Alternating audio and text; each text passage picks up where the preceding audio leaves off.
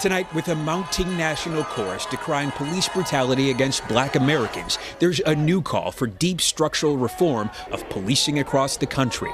Many are now demanding departments be defunded, dismantled, or outright abolished. I want people to understand that we are committed to shifting resources to ensure that the focus is on our young people.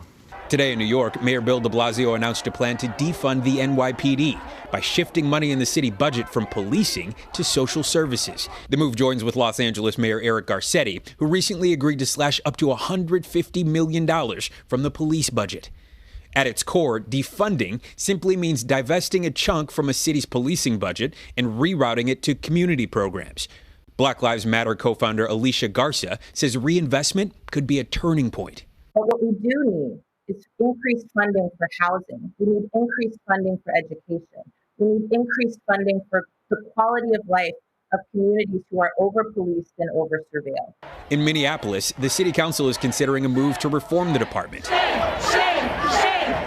At a rally, Mayor Jacob Frey was booed for saying no to dismantling the police department.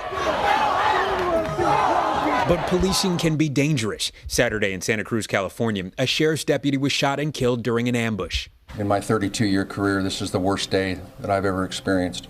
Defunding is a nice catchphrase, but in reality, you're defunding police organizations that, for the most part, are already significantly underfunded.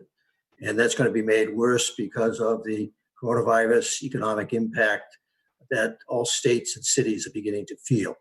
But as the outrage over the death of George Floyd and the plight of millions of Black Americans shifts from protest to change, the calls to defund are only growing louder. Steve, we saw the mayor of Minneapolis being booed and jeered at. The city council met today. What do we know?